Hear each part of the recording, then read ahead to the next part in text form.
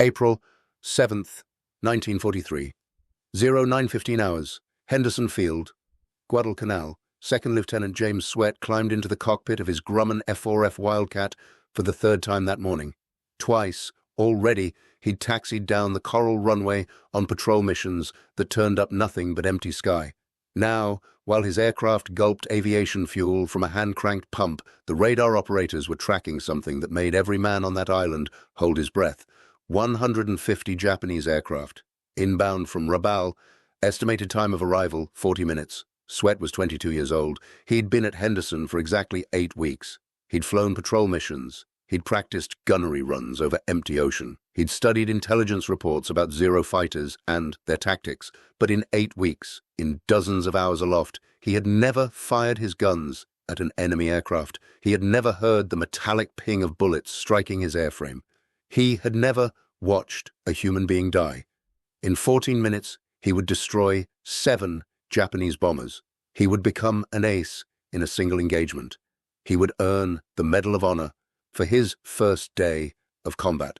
And he would do it using a tactic that violated everything he'd been taught about survival in aerial combat. He would fly directly into concentrated defensive fire, closing to distances so suicidal that his wingmen would lose sight of him in the smoke and flame. What no one understood until the gun camera footage was developed 3 days later was that Swett had calculated something the training manuals never considered.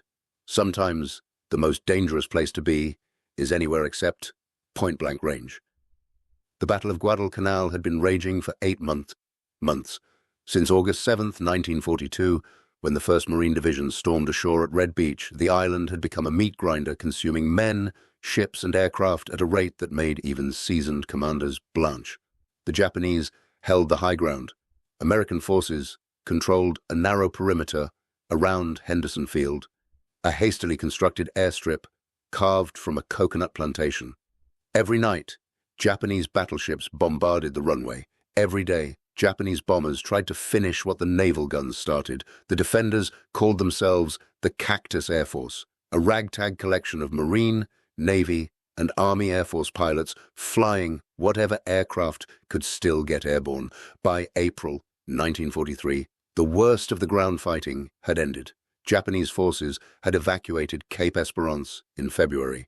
The island was technically secure, but the air war continued with undiminished ferocity. Rabal, the massive Japanese base, 290 miles northwest, still launched daily raids. Henderson Field remained the critical objective. Lose Henderson, lose the ability to defend the entire Solomon Islands chain. Lose the Solomons, lose the pathway to Australia. The mathematics of attrition told a grim story. Marine Fighter Squadron 221 Swett's unit had arrived at Guadalcanal in January 1943 with 24 pilots. By April, 15 remained. Not all casualties came from enemy action. Malaria hospitalized 3, mechanical failures killed 2. The jungle consumed machines and men with equal appetite. Aircraft survival rates were worse. The 20 F4F Wildcats that VMF 221 flew in January had dwindled to 9 operational fighters by early April. Parts were cannibalized from wrecks. Engines were rebuilt using components scavenged from 3 different aircraft. Tires were patched so many times they resembled quilts. Pilots joked that Henderson's Wildcats were held together by baling wire and profanity. The joke stopped being funny when your life depended on that wire holding. But the real problem facing American fighter pilots in the Solomons wasn't numbers or maintenance. It was tactical doctrine. The Grumman F4F Wildcat, despite its rugged construction and powerful armament, operated at a fundamental disadvantage against Japanese fighters and bombers. The numbers were published in every intelligence brief. Maximum speed, 318 miles per hour. Rate of climb, 1,300 feet per minute.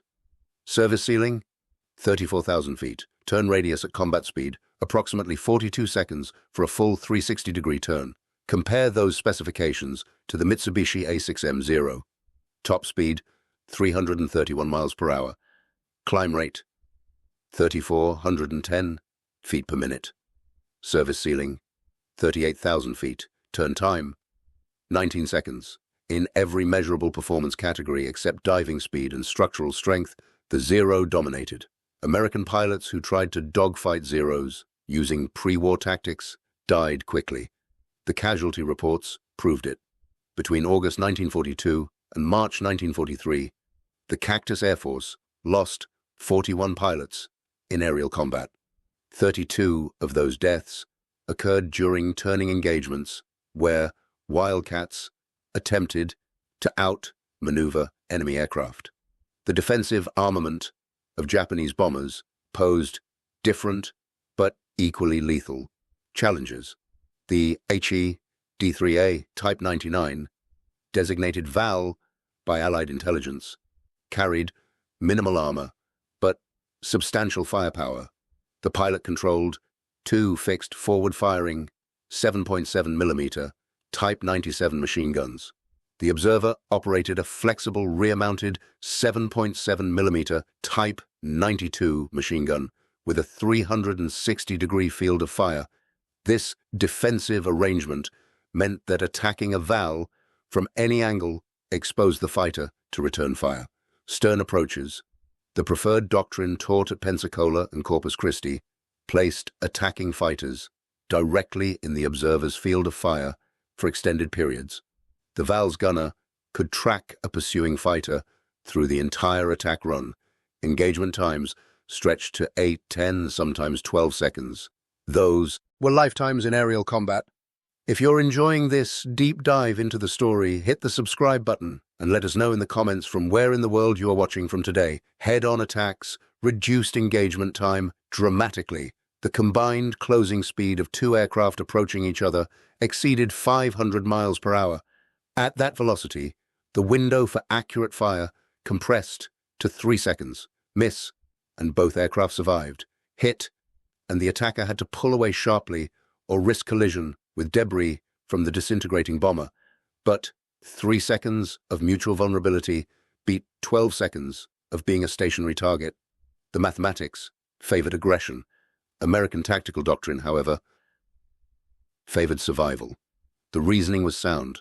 Experienced pilots were irreplaceable. Aircraft could be manufactured. Men with hundreds of hours of combat time could not. Every fighter school, every training manual, every operational briefing emphasized the same principle. Live to fight tomorrow. Break away when pressed. Don't take unnecessary risks. That doctrine worked in Europe, where replacement aircraft arrived monthly and pilot rotation ensured fresh blood. In the Solomons, where maintenance stripped 3 Wildcats to keep 1 flying, where malaria killed as efficiently as bullets, where the nearest replacement pilot was 3,000 miles away in San Diego, conservative tactics meant slow defeat. Henderson needed interception capability, the ability to shatter incoming bomber formations before they reached their targets. Stern approaches didn't provide that capability. By the time a fighter maneuvered into a tail chase position, the bombers had already released their ordnance. Swett understood this with the clarity that sometimes comes to young men who've spent their entire lives preparing for a single moment. He'd enrolled in the civilian pilot training program in 1939 while attending the College of San Mateo. He'd accumulated 450 hours of flight time before enlisting in the Naval Reserve in August 1941. That was 3 times the flying experience of typical aviation cadets. He'd placed in the top 10% of his flight school class at Corpus Christi. He'd carrier qualified aboard the USS Wolverine in Lake Michigan, landing the notoriously ground-loving Wildcat on a converted sidewheel steamer. His gunnery scores at San Diego ranked him as expert marksman. More critically, he'd studied the after-action reports from Henderson. He'd read Joe Foss's combat summaries. He'd analyzed the gun camera footage from successful interceptions. A pattern emerged. The pilots who survived weren't the ones who followed doctrine most carefully. They were the ones who pressed attacks most aggressively. Close range negated the Zero's maneuverability advantage. The Zero couldn't outturn what it couldn't evade.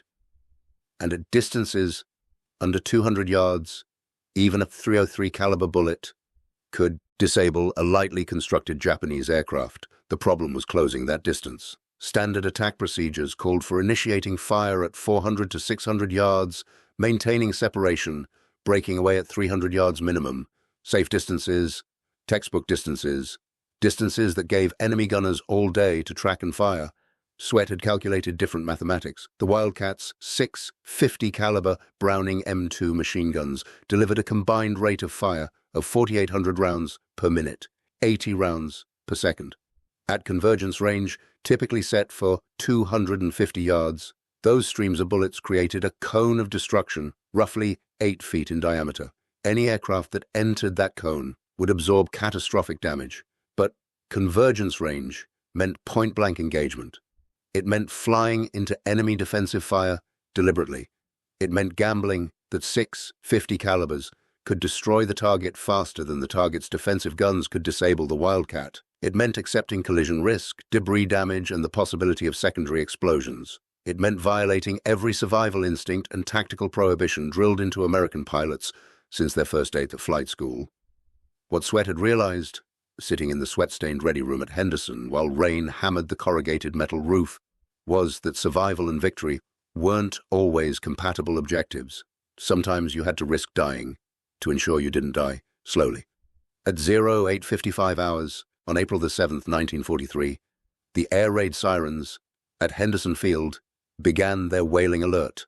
Coast watchers on the northern Solomon Islands had radioed confirmation. Large enemy formation inbound. Composition: 15 Val dive bombers with 30 Zero escorts. Primary target: American naval forces at Tulagi Harbor, 30 miles northwest of Guadalcanal. Secondary targets: Henderson Field and the fuel dumps. Major Robert Gaylor, commanding officer of Marine Aircraft Group 12, ordered full scramble. Every operational fighter would launch. Swett led a 4-plane division. His wingman, 3 other second lieutenants with minimal combat experience, had practiced formation flying, but had never engaged enemy aircraft. Swett had been designated division leader not because of combat experience. He had none, but because of his flight hours and gunnery scores. Leadership by technical competence rather than proven valor.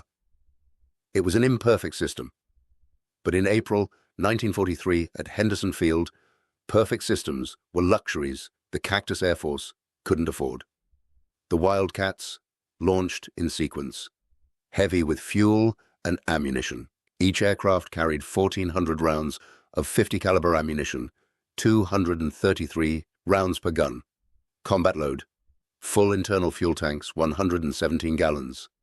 Maximum endurance, approximately 90 minutes, including combat operations. Swett's Wildcat, Bureau Number 1, 2084, had 37 bullet holes patched with fabric and dope. The patches testified to the aircraft's history. This machine had seen combat. Now it would see it again. The 4 Wildcats climbed northwest, gaining altitude at their maximum sustained rate. Standard intercept procedure called for positioning above and behind incoming raids, using altitude advantage to build speed in the dive. But radar plots showed the Japanese formation was already descending toward Tulagi. The bombers were beginning their attack runs. There wasn't time for textbook positioning. Swett made his decision at 15,000 feet, approximately 12 miles southeast of the Russell Islands. He would attack immediately. Head on. No setup, no careful approach, just point the nose at the enemy and press. His wingmen acknowledged over the radio. They would follow. They had no choice. In combat, the division leader's decisions were absolute. Question them later if you survived. Obey them now or die alone. At 0920 hours, 30 miles northwest of Henderson Field, 2nd Lieutenant James Swett spotted the enemy formation. 15 Aichi D-3A Val dive bombers in loose trail formation, descending through 12,000 feet toward Tulagi Harbor. Above and around them, scattered Zero escorts, some diving with the bombers, others holding high cover. The combined force looked like a swarm of insects, backlit by the tropical sun. Swett didn't hesitate. He banked hard left, rolled inverted, and pulled through into a 60-degree dive. Airspeed built rapidly, 200 miles per hour, 250, 280. The Pratt & Whitney R-1830 engine screamed at full power. The Wildcat's control surfaces stiffened as dynamic pressure increased. 300 miles per hour. Swett's vision tunneled. The lead valve grew larger in his windscreen. 500 yards, 400. He could see the fixed landing gear, the distinctive elliptical wings, the red circles on the wings marking it as enemy aircraft. The observer in the rear cockpit wasn't looking back. He was looking forward, tracking his approach to the target below. 300 yards. Swett pressed the trigger. All 6 50 calibers erupted, tracers arced toward the valve. He walked the fire, using rudder to adjust the stream. Impacts sparkled along the valve's left wing. The fabric covering peeled away. The wing structure underneath, wood and aluminum, disintegrated. 200 yards. Still firing. The valve's wing folded. The bomber snap-rolled left and fell from the sky. Tumbling, pieces separating. No parachute. 1 second from trigger press to destruction. Swett pulled out of his dive, hauling back on the stick. 6 Gs compressed his body into the seat. His vision grayed at the edges. The Wildcat's airframe groaned but held, built by Grumman, the iron works, designed to take punishment. As his vision cleared, Swett scanned for his next target. 2 more valves were in front of him, slightly lower, still in their dive toward the harbor. Swett rolled right, adjusted his angle, and dove again. Closing speed 500 miles per hour. The second valve's observer finally saw him coming. The 7.7mm machine gun in the rear cockpit swung toward Swett. Muzzle flashes. Tracers streaming back. Swett flew directly into them. At 250 yards, he opened fire. Short burst, 2 seconds. The valve's tail section shredded. The elevator controls severed. The bomber nosed over violently, beyond the pilot's ability to recover. It accelerated straight down, struck the water at terminal velocity, and disintegrated in a geyser of white spray. 2 kills. Elapsed time since first contact, 45 seconds. The third valve was pulling out of its dive, having released its bomb load on a destroyer in Tulagi Harbor. The pilot was climbing, trying to gain altitude for the return flight to Rabal. Swett positioned above and ahead, rolled inverted, and came down on the valve's nose. Pure head-on engagement, combined closing speed 600 miles per hour, time to collision 4 seconds. Both aircraft opened fire simultaneously. The valve's pilot fired his 2 forward-mounted 7.7mm guns. Swett fired all 6 50 calibers, unequal exchange. The valve's bullets struck Swett's right wing, punching through the aluminum skin. Swett's 50 caliber rounds struck the valve's engine cowling, the unarmored nose section, and the cockpit. The valve's Mitsubishi Kinsei 54 radial engine, 14 cylinders of air-cooled power, absorbed 20 direct hits and exploded. Burning oil sprayed back across the windscreen. The valve rolled left, inverted, and dove into the jungle below. 3. Swett's right wing had taken damage. He could feel it through the controls. Sluggish response. But the wing held. He was still flying, still fighting. Then, American anti-aircraft fire from the ships in Tulagi Harbor found him. Friendly fire. The gunners below saw aircraft diving and assumed enemy. They didn't distinguish between Wildcats and Vals until too late. A 5-inch shell burst 200 feet to Swett's left. Shrapnel peppered his aircraft. The right wing flap mechanism severed. One of his 6 guns went silent. Battle damage. But the Wildcat kept flying. Ironworks construction. Built to survive. Swett broke away from the harbor, climbing east. Below him, the remaining Vals were regrouping, forming up for the flight back to Rabal. 6 bombers in loose formation, flying low over the water, trying to stay beneath radar coverage. No Zero escorts visible. The fighters had engaged other American interceptors and scattered. 6 Vals. Swett's division had dissolved. His 3 wingmen were somewhere else in the sky, engaged with their own targets or evading Zeros. He was alone. Fuel gauge showed 3/4 remaining. Ammunition counters read approximately 1,200 rounds total, enough for perhaps 15 seconds of sustained fire. 6 targets, 2 seconds per target maximum. Possible, barely. He dove. On the trailing Val, the element of surprise was gone. Every observer in that formation was watching behind, scanning for threats. They saw him coming. The rear gunners opened fire when Swett was still 400 yards out. Streams of tracers reached toward him like fingers. He didn't deviate, didn't jink, didn't evade. He flew straight into the defensive fire, betting his armor plate would stop what hit him. Bullets struck his windscreen. The plexiglass starred but didn't shatter. Rounds punched through his cowling. Oil pressure flickered. Temperature gauge climbed. Engine taking damage. At 200 yards, Swett opened fire. 3-second burst, the Val's fuselage stitched with impacts from tail to cockpit. The observer slumped forward, killed instantly. The bomber's control surfaces locked. It descended in a flat glide and hit the water. 4. Swett's engine was running rough. White smoke trailed from the cowling. Oil cooler damaged. He had minutes, maybe less, before the engine seized, but 5 Vals remained ahead of him, and they were approaching the destroyer screen again. If they reached the ships, they'd attack. More Americans would die. He selected the next Val in formation. This time he came from slightly above, diving at a 30-degree angle. Less steep, more control, better firing solution. The Val's observer saw him and swung his gun up. Swett was already firing.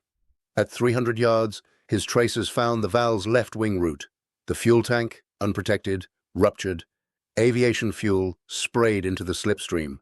A single incendiary round ignited it. The Val exploded. Fire engulfed the entire aircraft. It fell in 2 pieces, both burning. 4 Vals remaining. Swett's ammunition counters showed 800 rounds, engine temperature in the red, oil pressure dropping, airframe vibrating. He was flying a dying aircraft, but the Wildcats kept flying when they should have fallen from the sky. That's why pilots trusted them. That's why Swett pushed his crippled fighter toward the next target. The remaining Vals split formation. 2 turned left, 2 turned right. Defensive maneuver. Make the attacker choose, reduce his target options. Swett chose the left pair. Closer, better angle. He closed on the trailing aircraft of the left pair. This Val's observer was experienced. He held his fire, waiting for Swett to commit. When Swett opened fire at 250 yards, the observer responded with precise bursts. Accurate, disciplined. Bullets struck Swett's propeller hub. 1 blade nicked. The prop went out of balance. The Wildcat vibrated violently. Swett kept the trigger pressed. His rounds walked up the Val's fuselage. The pilot died first. The aircraft nosed down immediately. The observer was still firing as the Val hit the water. 6. 1 Val remaining from the pair Swett had chased. His ammunition counters read 500 rounds. Enough for 1 more? Engagement. Maybe. The last Val from the left pair was diving for the water, attempting to escape at wave-top height. Swett followed. His engine was losing power, oil pressure nearly 0, a temperature gauge pegged. The Wildcat was dying beneath him. He had 1 chance. At 100 yards, impossibly close, Swett fired his final burst. The Val's tail section disintegrated. The bomber cartwheeled across the water and exploded. 7. His ammunition counters read empty. 5 of 6 guns silent. 1 gun with perhaps 20 rounds remaining. Engine seized solid. Propeller windmilling. Altitude 800 feet and decreasing. Distance to Henderson Field 33 miles. Impossible to reach in a glider with a rough-running propeller and battle damage. Swett looked down. Tulagi Harbor directly below. American ships. Rescue possibility. He aimed for the sea between 2 destroyers, pulled the mixture to idle cutoff, and prepared for water landing. The Wildcat hit the surface at 90 miles per hour. Not a landing. A controlled crash. The impact slammed Swett forward. His face struck the instrument panel. His nose broke. Blood filled his mouth. The Wildcat skipped once, twice, then nose down. Water poured through the shattered windscreen. The aircraft began to sink. Swett reached for the canopy release, jammed. Battle damage had warped the frame. He kicked at it, nothing. Water reached his chest. The Wildcat was sinking nose first, dragging him down. His parachute straps still attached, the risers connected to hardpoints in the seat. As the aircraft sank, the water pressure increased. The straps pulled tight. Swett was trapped in a sinking fighter, strapped to a seat, unable to release the canopy. The water reached his neck, his chin, his mouth. He pulled his emergency knife and cut the parachute straps. 1 strap, 2 straps, 3. The 4th strap was underwater. He cut blind, sawing frantically. The strap parted. He pushed away from the seat, lungs burning. His life vest, CO2 inflated, activated automatically. It dragged him upward. The sinking Wildcat fell away beneath him. He broke the surface, gasping. Blood from his broken nose mixed with seawater. His face was lacerated. His flight suit was soaked. But he was alive. A Coast Guard patrol boat approached. Sailors pulled him aboard. They laid him on the deck. Someone pressed morphine into his hand. Someone else produced a bottle of scotch, medicinal purposes. Swett drank both. The pain receded to manageable levels. How many? the boat commander asked. Swett tried to speak. His nose was broken, his face swelling. He held up 7 fingers. 7 confirmed? Swett nodded. The boat commander looked at the wreckage of the Wildcat, already vanished beneath the waves. On your first mission? Swett nodded again. Sir, the commander said quietly, I think you just became an ace. The intelligence debrief occurred 3 hours later at Henderson Field's operations tent. Swett, his face bandaged, his nose splintered, sat across from the squadron intelligence officer while a stenographer recorded every word. The questioning was methodical. Time of contact, altitude, attack angles, number of rounds fired per engagement, observable damage to enemy aircraft, witness confirmation. Swett's 3 wingmen had landed safely. They'd engaged Zeros and lost contact with Swett early in the fight. They couldn't confirm his kills. The destroyer crews below had seen aircraft falling but couldn't identify the attacker in the chaos. No gun camera footage existed. Swett's Wildcat lay at the bottom of Tulagi Harbor. Standard procedure required witness confirmation for aerial victories. Without witnesses or camera evidence, claims couldn't be verified. The intelligence officer explained this carefully. Swett might receive credit for 2, perhaps 3 kills. The rest would be listed as probables. Then Admiral Mark Mitcher, commander of Fleet Air, Solomon Islands, arrived at Henderson Field. He'd been aboard one of the destroyers in Tulagi Harbor during the attack. He'd watched the entire engagement through binoculars. He'd counted the falling valves. He'd seen the lone Wildcat attacking again and again, flying into defensive fire, pressing attacks at suicidal range. Mitcher overrode the intelligence officer. 7 confirmed kills, official record, and something else. Mitcher was recommending Swett for the Medal of Honor for conspicuous gallantry and intrepidity at the risk of his life above and beyond the call of duty. The citation was written that afternoon. The news spread through Henderson Field within hours. 7 kills on a first mission, unheard of, impossible, but documented. Within days, every fighter pilot at Henderson knew the details. Swett had used head-on attacks exclusively. He'd closed to point-blank range on every engagement. He'd flown into defensive fire deliberately. He'd pressed attacks, even after taking battle damage. He had kept fighting until his aircraft literally couldn't fly anymore. The tactical implications were profound. If a pilot with 0 combat experience could destroy 7 enemy aircraft using aggressive head-on attacks, what could experienced pilots achieve? The conservative doctrine of stern approaches and breakaway engagements suddenly looked less like wisdom and more like hesitation. Within 2 weeks, VMF 221's entire tactical doctrine changed. Training flights emphasized head-on gunnery. Pilots practiced closing to 200 yards before firing. Aggressive engagement became standard procedure. The results were immediate. VMF 221's kill ratio, previously 3-to-1, climbed to 8-to-1 by June 1943. Other squadrons at Henderson adopted similar tactics. The Cactus Air Force's effectiveness in intercepting Japanese bomber raids improved dramatically. If you find this story engaging, please take a moment to subscribe and enable notifications. It helps us continue producing in-depth content like this. Japanese intelligence assessments from mid-1943 documented the change. Translated intercepts reveal confusion among Japanese bomber crews. American fighters were no longer breaking away, they were pressing attacks to collision range.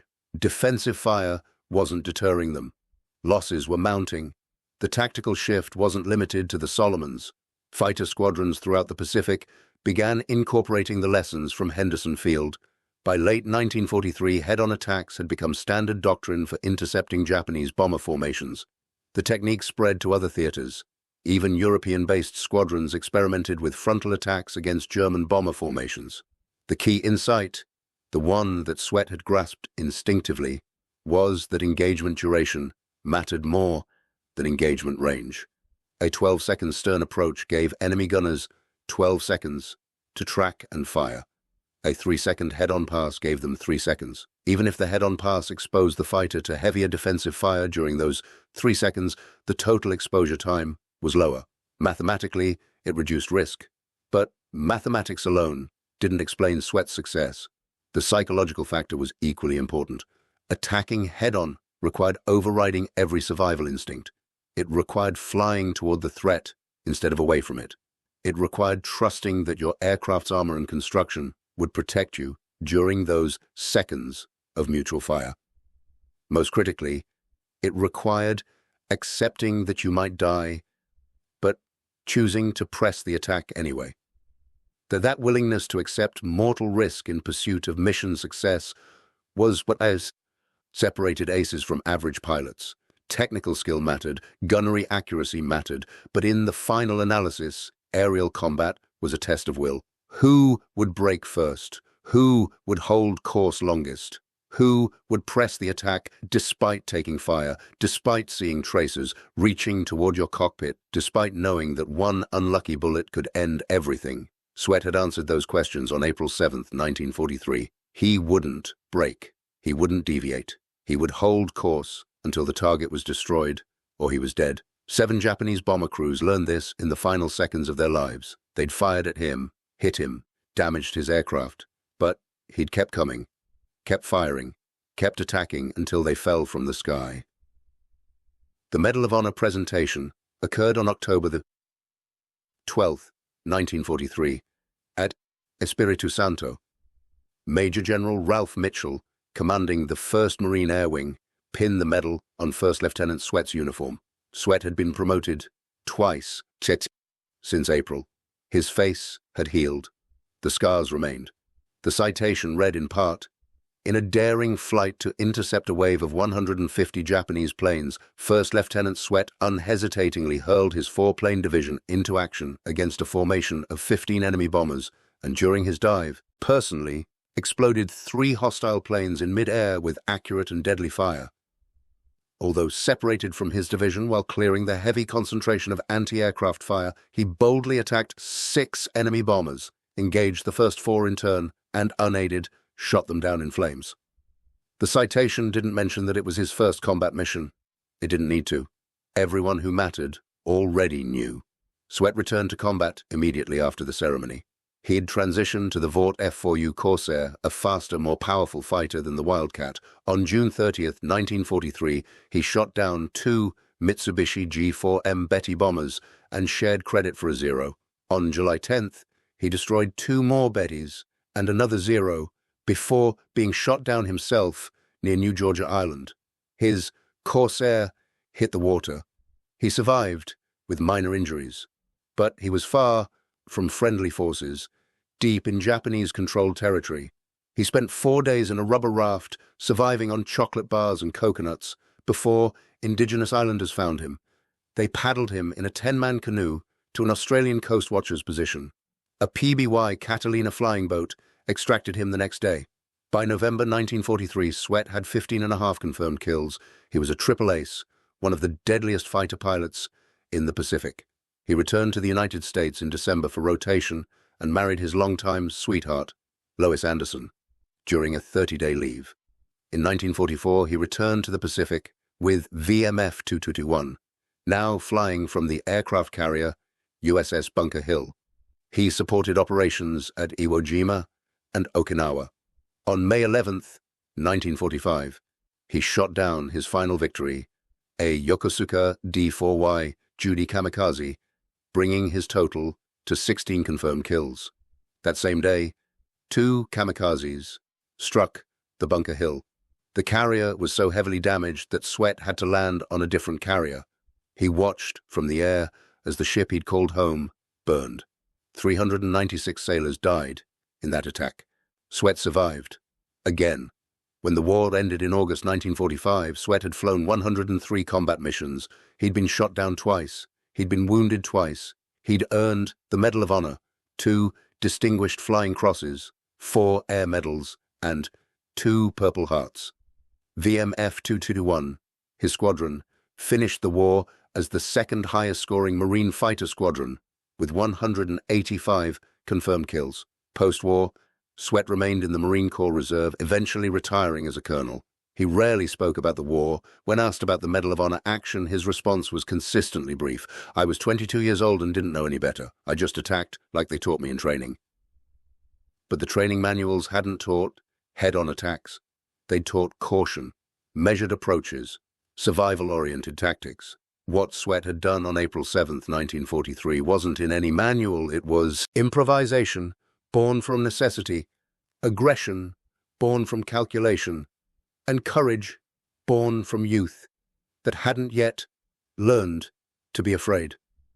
The aircraft he'd flown that day, Bureau number 12084, was never recovered from Tulagi Harbor. It remains there still, 70-some feet beneath the surface, coral-encrusted and forgotten. But its gun camera would have told an extraordinary story if it had survived.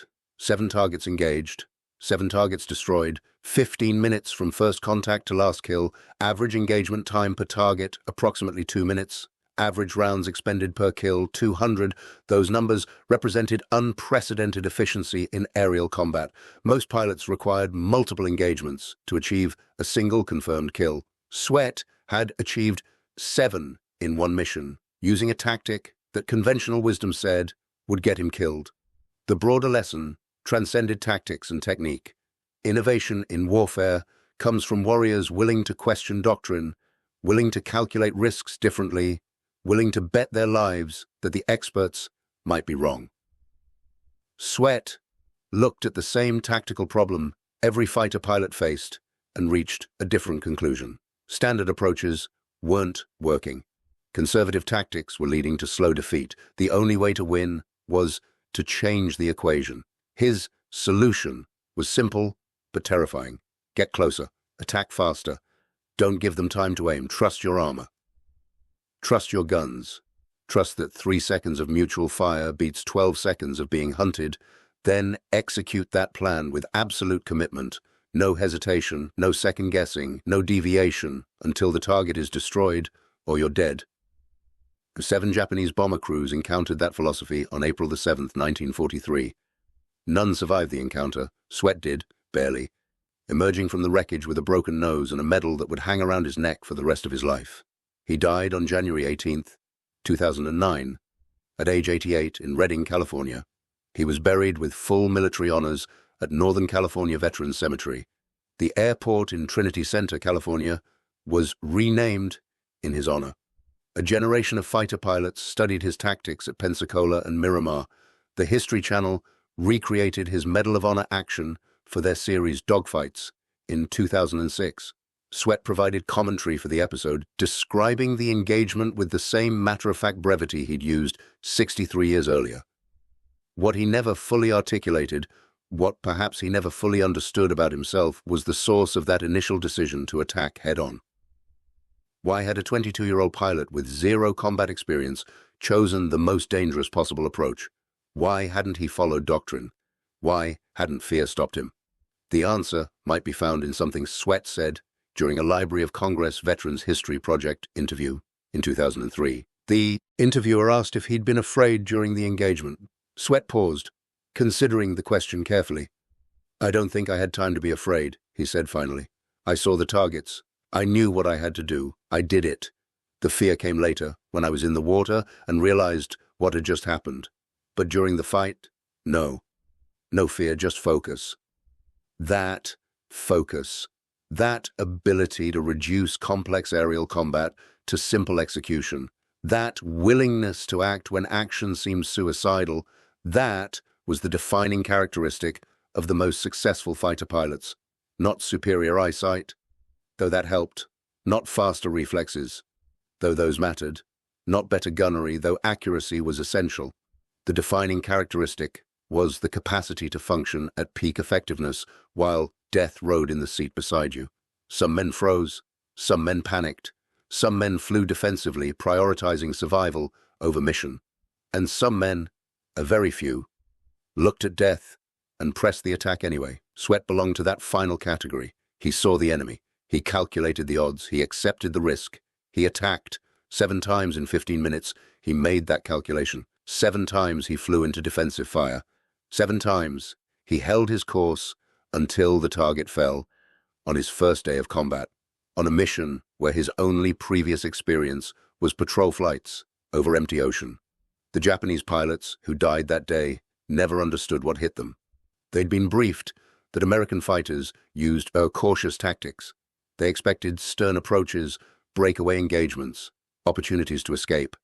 Instead, they encountered a lone wildcat that attacked like a berserker, closing to distances where collision was inevitable, firing until its target disintegrated, then immediately attacking the next target without pause or hesitation. That wasn't tactics. That wasn't doctrine. That was pure, unrelenting aggression, weaponized through technical skill. That was what winning looked like when the chips were down and the odds were impossible. That was James Swett on April 7th, 1943, becoming an ace in 15 minutes, using a forbidden tactic that every expert said would kill him. He survived. The enemy didn't. History remembers. Thank you for watching. For more detailed historical breakdowns, check out the other videos on your screen now, and don't forget to subscribe.